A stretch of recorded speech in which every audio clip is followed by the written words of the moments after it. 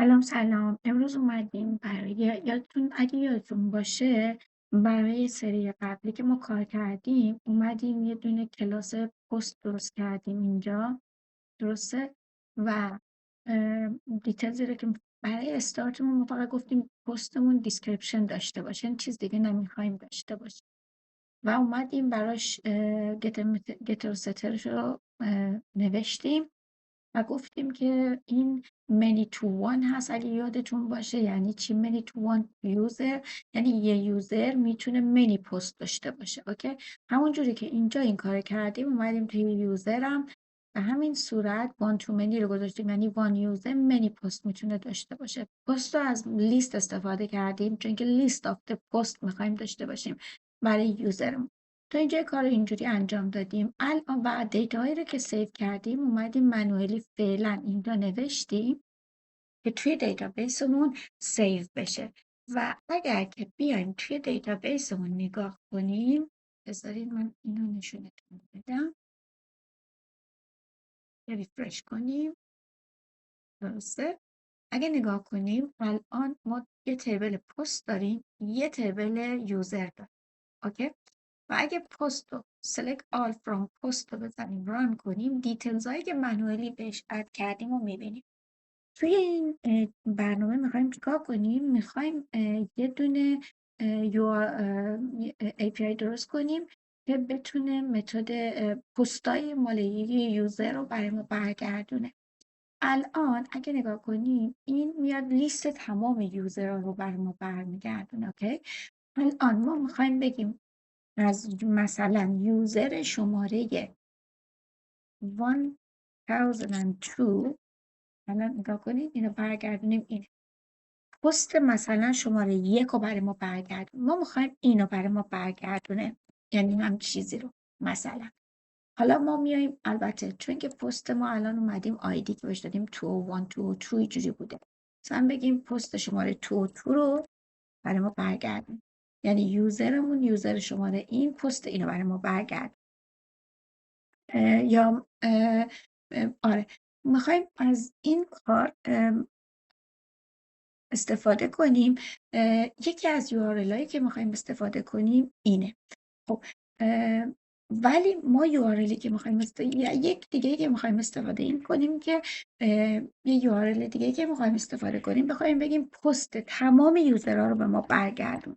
پست، بذار اول اینو توضیح بدم. میخوایم بگیم برای این یوزرمون، یوزر شماره این، تمام پستال برای ما برگردون. اول اینو شروع میکنیم. خب برای این کار چیکار میکنیم؟ میایم توی اکلیپسمون، توی یوزر API کنترلرمون، ما میایم یه دونه متد، میایم از این دیلیت استفاده میکنیم. البته من ادیتش میکنم براتون.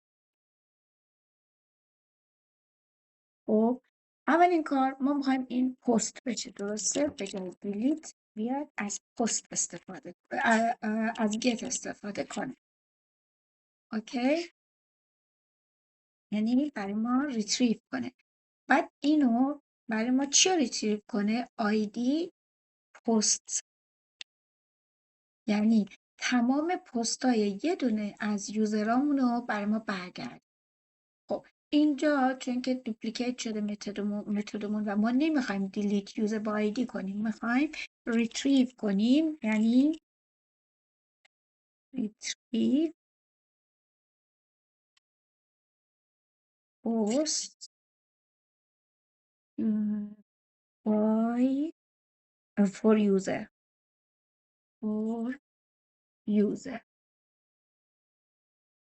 ما میخوایم تمام پستای یه یوزر رو برای ما برگردیم.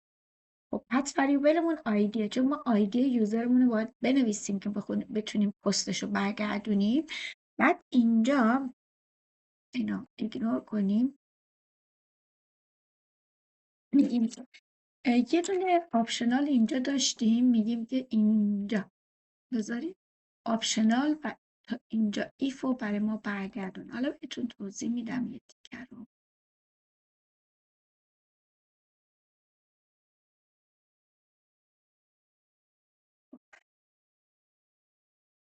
بهتر اینه که اینو من اتوماتیکلی برای ما وقتی سیو میکنیم برامون یکی فایلش کنه و درستش کنه.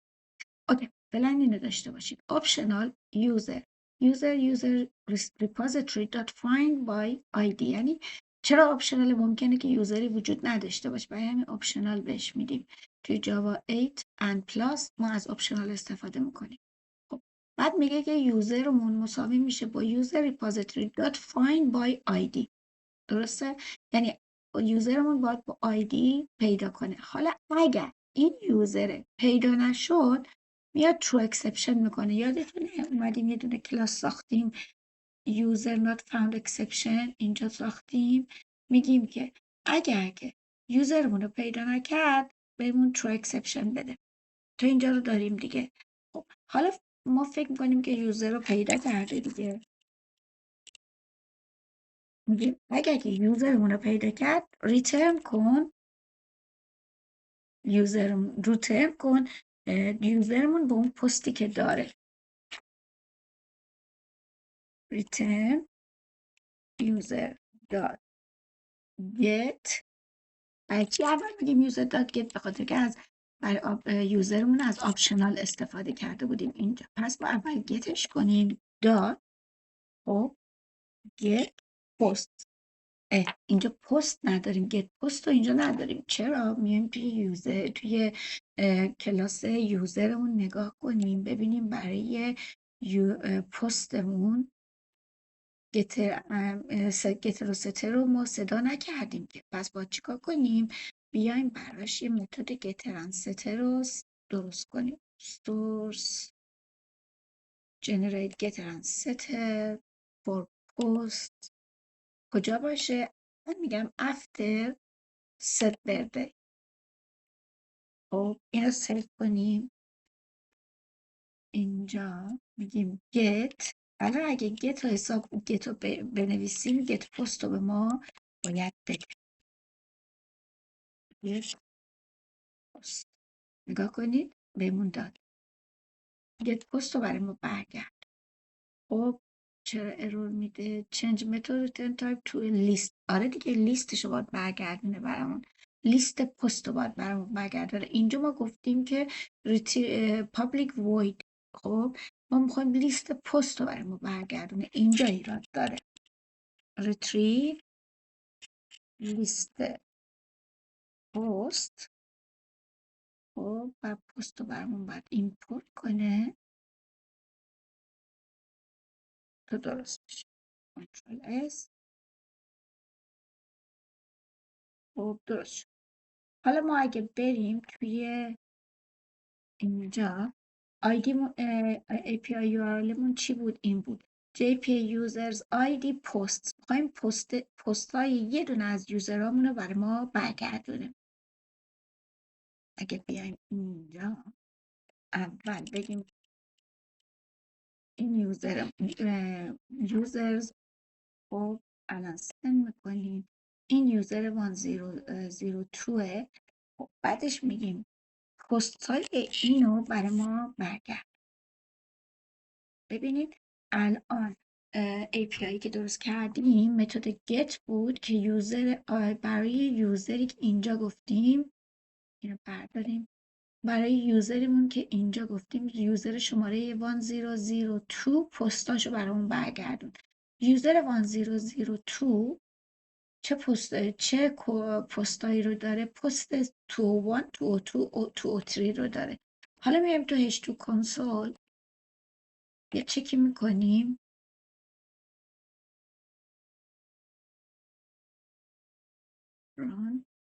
یوزر شماره 1002 1002 1002 سه تا پست داره. پستامون چیه؟ دیسکریپشنش I would like to learn API. اوکی اینا رو ما داریم که سه تا پست داره. خب که میخواد API یاد بگیره، کلاود یاد بگیره و دوباره کلاود یاد بگیره. الان اینجا نگاه کنید همونو داریم. پس الان متد گت ما کار میکنه و مشکلی برای ما پیش نمیاد. حالا بعدا ما میایم یک متد پستی برای کرییت میکنیم که لازم نباشه بیاد از چیز استفاده کنه، از این data.sql و این دیسکریپشنی که خودمون اد کردیم به دیتابیسمون منویلی استفاده کنه و بتونیم کرییت کنیم براش و بره توی دیتابیس قرار بگیره و در مرحله بعدی هم که با SQL کار میکنیم و باهاش تو دیتابیس کار نمیکنیم و کار برای ما راحت تر میکنه. امیدوارم که این جلسه هم برای شما مفید واقع شده باشه. تا برنامه بعد، خداحافظ.